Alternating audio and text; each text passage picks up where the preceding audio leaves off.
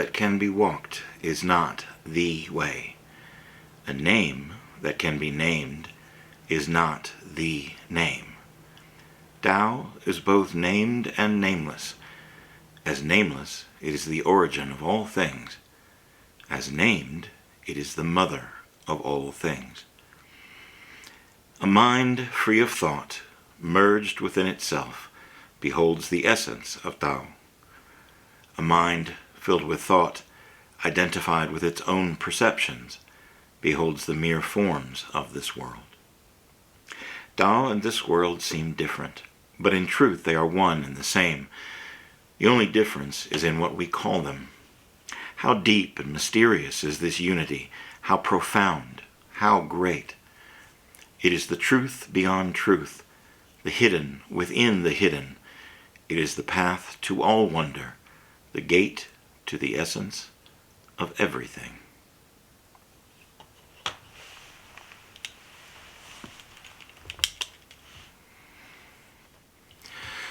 Greetings from the top of the world. I'm here in Estes Park, Colorado, and it is a new video, a new time to put some thoughts out and give it away.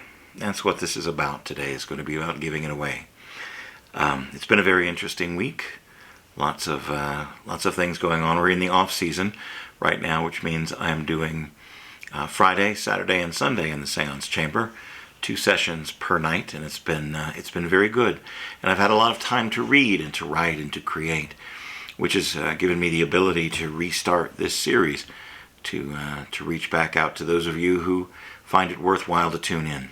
There will be some magic tricks in this series. We'll do some things. Maybe I'll even teach a few if that's something that would interest you. The plans that I have moving forward right now are to keep this up on a regular, at least once a week basis. I've renewed the podcast Across the Table on a once a week basis, which may increase because I'm finding that a lot of fun to do. A lot more writing on my blog called The Truth Is, and just some fun things, some things to be creative that I find interesting and fun. There'll be links to everything below in the description of this video. But for now, just welcome and thanks for hanging out. I do want to improve the quality of what I'm putting out here.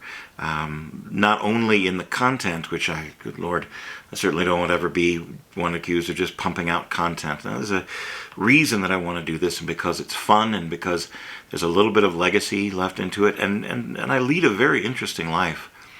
And I always have throughout my entire journey. There have been great stories and interesting things, and putting them out seems to me to be a wise thing to do for my grandkids, and perhaps one day their grandkids. I'm leaving behind the stories, and I will become the ancestor, and these are my hieroglyphics that I am leaving on the walls. I was just thinking a little bit earlier today. I don't know, I used to have a talent for drawing, for putting ink and color on paper. I thought about that after the last vlog, but what's interesting about that is that my dad would bring home poster paper from work. He would bring home work to do, and a part of his job included sketching, and every once in a while he would give me a large sheet of heavy gauge paper, and I would write stories on it because I really love to write. But then I was faced with, well, I've got this. It was a 24 by 24 inch square because I measured it to see what it was.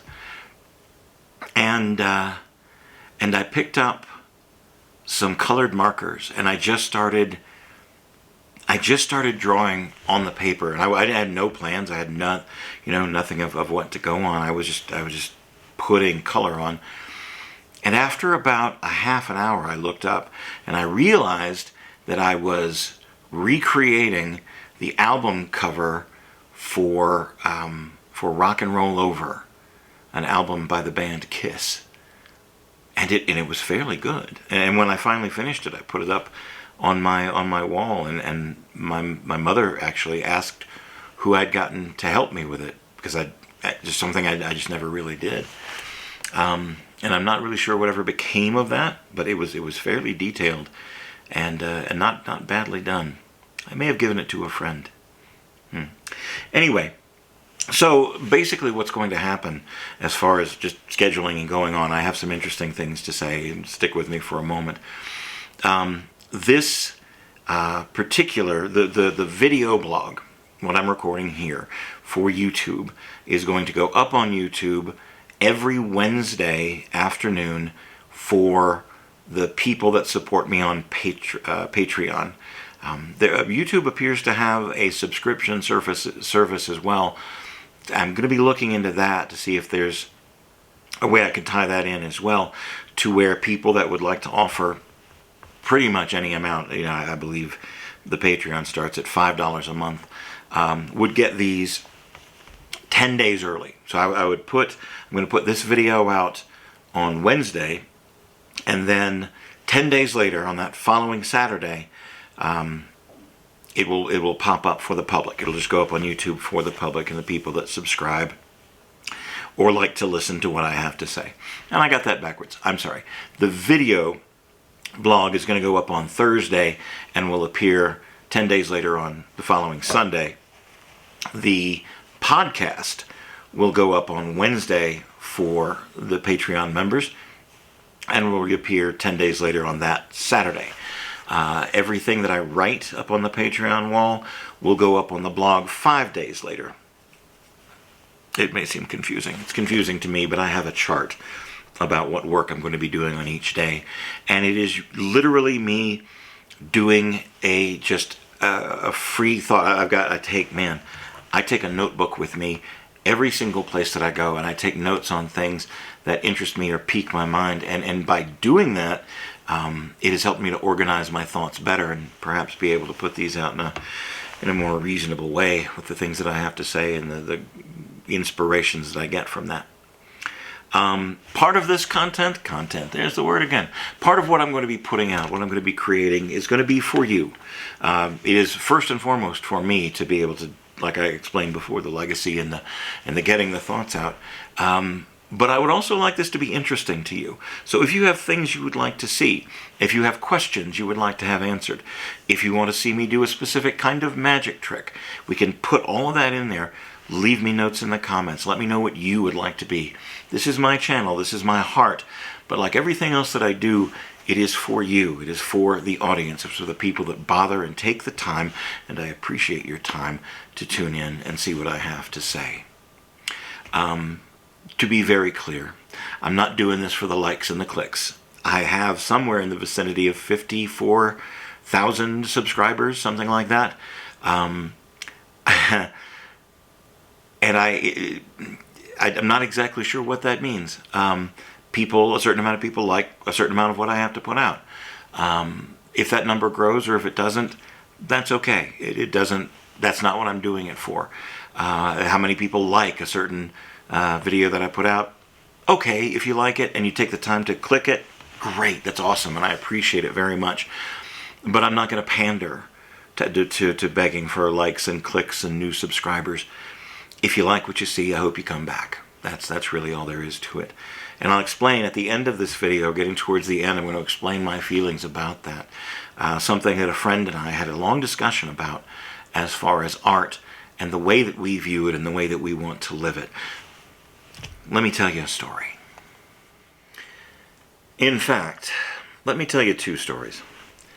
This past weekend, I was in my chamber and I was starting 13, a theatrical seance experience.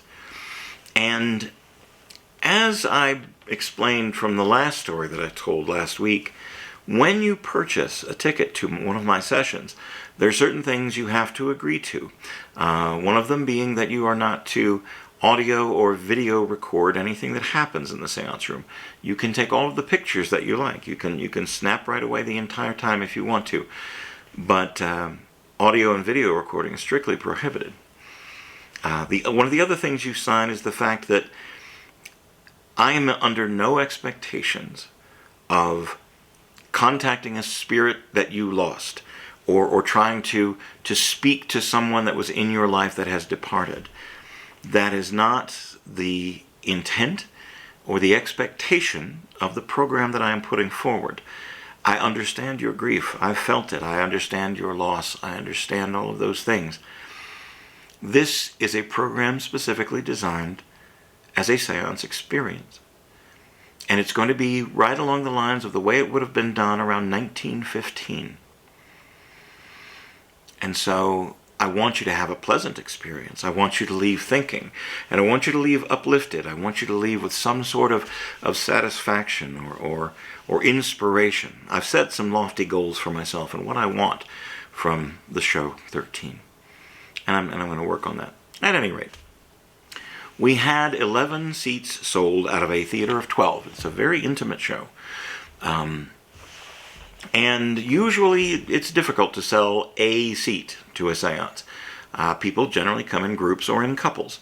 So there wasn't a lot of hope that we would sell it, but about an hour before the doors opened, we did. We sold that final seat. The other thing that is an expectation or just a generalization is that mostly if you're going to have a solo person come in, it's going to be a lady. Men don't tend to come alone to this kind of program, but this was a gentleman. I'm going to call him Bill. That's not his real name, but I am not here to shame or embarrass anyone, and I am merely relating the story of what happened between Bill and I. We came in and we got settled in, and there was a lady named Rosalind, not her real name, sitting on the exact opposite side of the room from Bill. And she was exuberant. She could not wait. She was anticipating and nervous, and it was going to be so much fun. And she had a very lovely, shy friend with her who really wasn't that outgoing, very introverted. This will all make sense in a little while. I got a very uneasy vibe from Bill when he came into the room. He was frowning all the way in. He took his seat, and I generally greet everyone as they come in and say hello. And he would not make eye contact, and he would not respond. He just kind of sat scowling. If he was with someone else, I would have guessed that he was coerced to come along, because he did not seem happy to be there at all. So I left him alone. I greeted him warmly, and he got a beverage, and everything seemed to be okay. But I just had this uneasy feeling about him.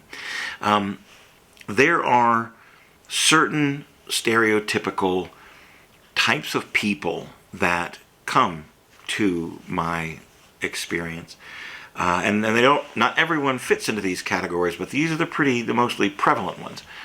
There are ones who see the poster or hear about it and think, well, that could be fun. I have no idea what's going to happen, but let's go and see. Let's go see what it's like. And to them, I will deliver, my program, and they will accept it how they wish. It's been a pretty good track record for those people. I get asked a lot about hardcore religious people that feel that this is somehow unhealthy for their religion, or like I may be contacting demons or some such nonsense, which I'm clearly not. And number one, I don't want to put down their faith. I don't want to belittle what they believe in any way at all.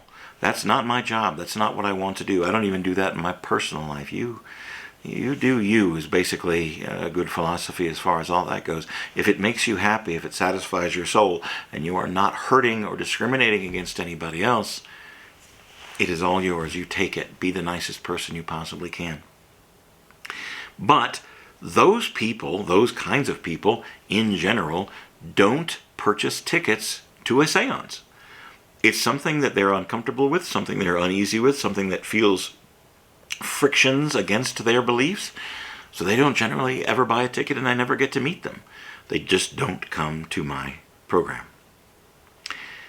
The hardest people to please are the true believers. The ones who attend many seances over the course of their journey, or have people read their tarot cards, or perhaps even read tarot cards and palms themselves. They find comfort in these kinds of things. They find some inspiration. They find part of their journey with these implements. And me, being me, and the irreverent way that I do some things, or to the way that I have set the program up so that it fits the narrative I want to get forward, I have on occasion had people go, you're doing it wrong.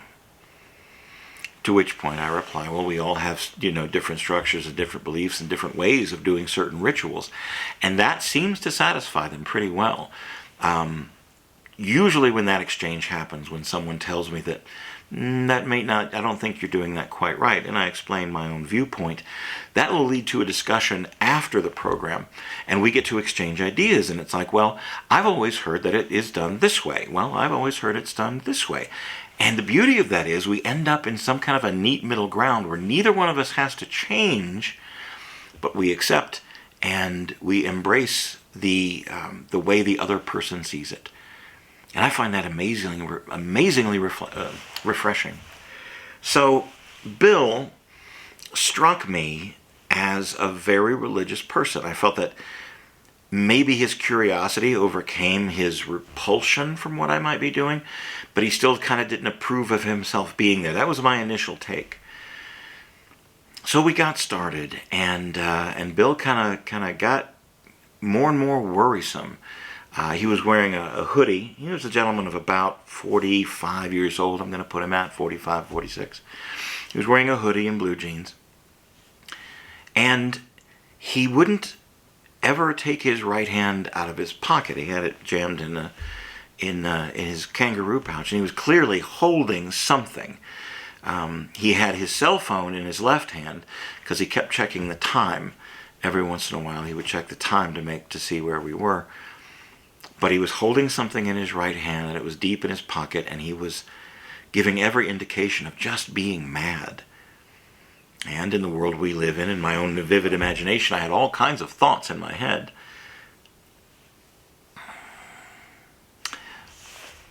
We got to a place where there's a section of the part that I do where I ask everyone to think of their happy place and to jot it down. Just to isolate one particular memory. And so everybody writes down, and a lot of the things that I will get on a normal basis are things like my mother's house, the meatloaf that my mom would make for Sunday dinner, or the way my father would cook on the barbecue, or this park that I grew up in, or the beach, or the mountains, or something that moves them and is a happy place. When I came around to Bill, he had scrawled down the words Walter White, who is the anti-hero protagonist of Breaking Bad. And when we discussed it, when I brought it up, his response to me was, anything that's in his way or anything that he finds unpleasant, he destroys. And I admire that. I was much less comfortable. We get to the actual seance and the summoning that happens at the end of the seance, and Bill got very upset. He basically demanded that we summon his grandmother because he wanted to know if she was still proud of him. Well, I sat down with Bill, and I gently as I could, reminded him that that's not the kind of thing that I do, that this is a certain program, and we're not bringing anyone's personal losses into this room. I suggested that were he wanting to speak with her, were he wanting to contact, that he should go to the places where she was happiest on earth. And even if he did not see her there or experience an apparition of her there, he could still go there and talk. He could go there and he could address her as if she was standing in front of him. He could tell her about how much she meant to him, and perhaps that would give him a feeling, a satisfaction, a way that he could perhaps be proud of himself and realize that maybe she was too. This was the advice I gave him. I wasn't trying to direct him in any kind of rituals or anything else. I tried to give him a direction to go that might perhaps make him happy. I also suggested that maybe there were people he could talk to, that he could contact a therapist, that he could contact someone from his church and have a discussion about the things he was feeling, someone that would know him or get to know him better than I had the ability to do. He was disappointed. he went from kind of angry to kind of sad, is the best way I can describe it. And at the end, the moment that and he stayed through the entire program, but at the end, he got up and he left the room before anybody else.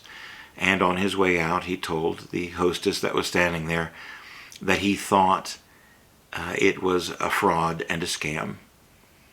And before she could say anything else, he went downstairs to the bar and apparently stayed there for the rest of the night.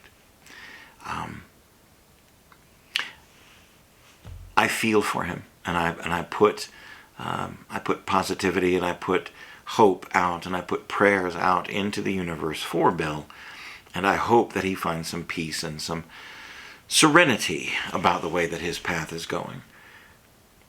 The other young lady in the room, there's a point where we choose a photograph of someone who was a guest of the hotel at one point in the early 1900s is what we limit it to. And she chose a photograph that's on a table. I'm sure you may have seen some of the pictures of what I put out. And the man's name was Charlie Donovan. And she looked at it, and I said, okay, why did you choose this picture? What drew you to this particular person? And her response was, well, he looks like a player. And that's an original response. I have never gotten that one before. And she showed us the photograph. She showed us everyone the photograph that she had chosen. And then she looked at the photograph and she said, man, and please, this is a quote, so forgive me. Man, I just bet you could pull the bitches. I have never laughed out loud in my own program before, but she brought me a little bit of joy in there. And I had to look at the picture and I'm like, yeah, man, Charlie was definitely a player. Look at him. Look at him. So, that is my tale from the chamber for this week. I hope you enjoyed it.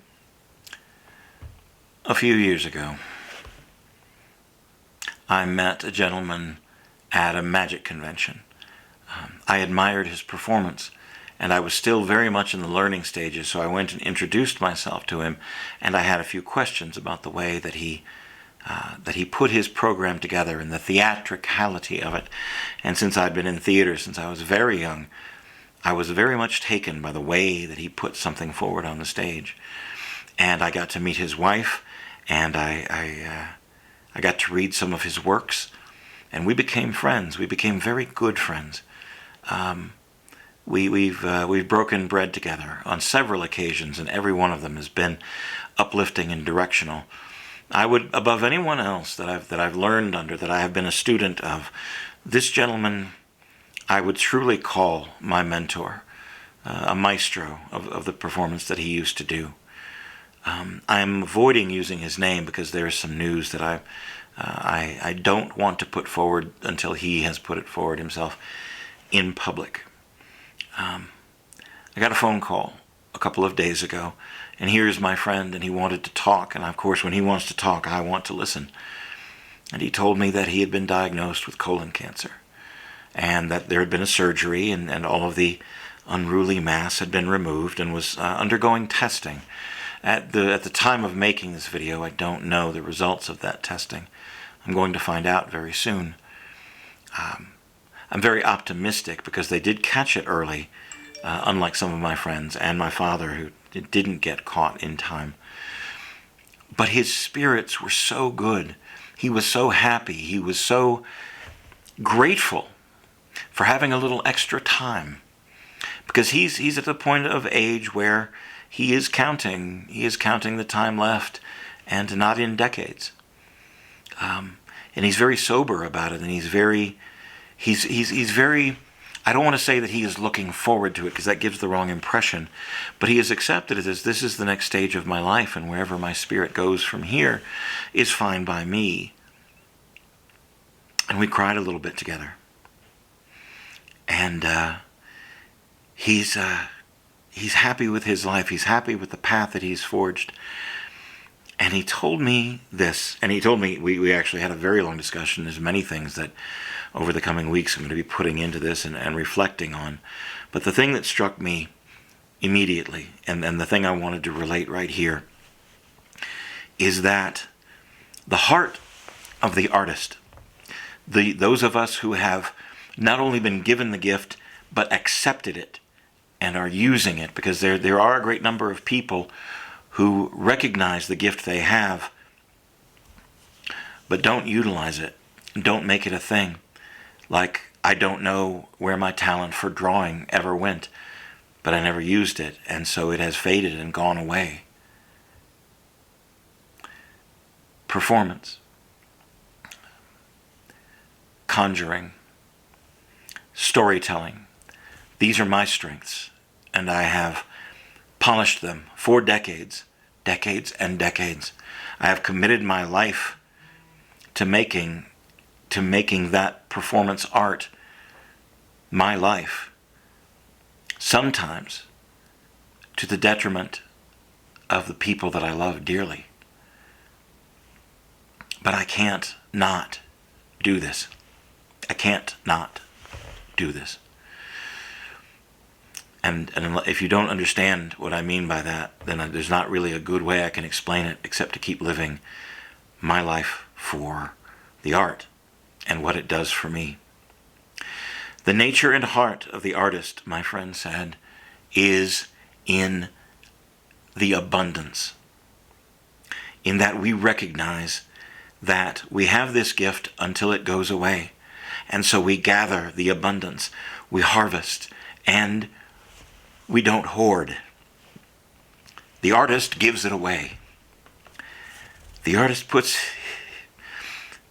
their work out there under the lights, and we say, here, this is yours.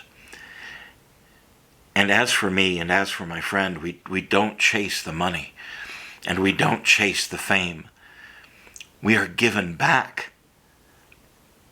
For our giving of our heart away, we are given back the ability to live, to have enough food in the cupboard, to have enough cash in the bank to pay the rent, and often little else. It is in our nature to give it away. When the magic thing started, and I decided that I was just going to be out on the street and I was going to perform, whether or not I had a day job that I had to pay the bills with, I was going to be out there and I was going to be performing, because I have to give it away. I have to be on that stage, and I have to offer you my heart every time. Even the simplicity of doing something like this, where I turn a camera on, in a little while I'll do a little editing, I'll put some music to it to make it interesting and texturized. But I do all of those things because I want to give it to you. The world tells you that you have to live on scarcity. There's not enough. You have to hold on to what you have with both hands because it's going to go away. It's going to run out. The eggs are too expensive. The gas is too expensive. It is finite, and it is skimpy. It is scarce. But if you look at the heart and the beauty and the incredible universe, there's nothing scarce about it. It is wild, and it is growing, and there is food, and there is water, and there are people who blindly are destroying it, yes. But if you put it out there, and this is my own philosophy, this is my own point of view, and it may disagree with yours, but if you put it out there, it will come back to you. If you sow, you will reap. If you set your goal and you set your path and you keep your feet moving, but you know where your feet are and you are standing in your footprints, you are right where you're supposed to be. You have an abundance. And so it's okay to give it all away, because tomorrow you'll have it again. And that's the lesson my friend taught me when he told me that he may be making his exit sometime soon. And I'll tell you a few more of those another time. But for today, that's what I wanted to say. Give it away.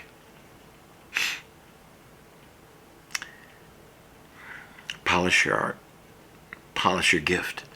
Honor the giver and make it your own. And make it beautiful. And then give it to someone who needs it. Talk soon. I hope there's love. I hope there's love where you are.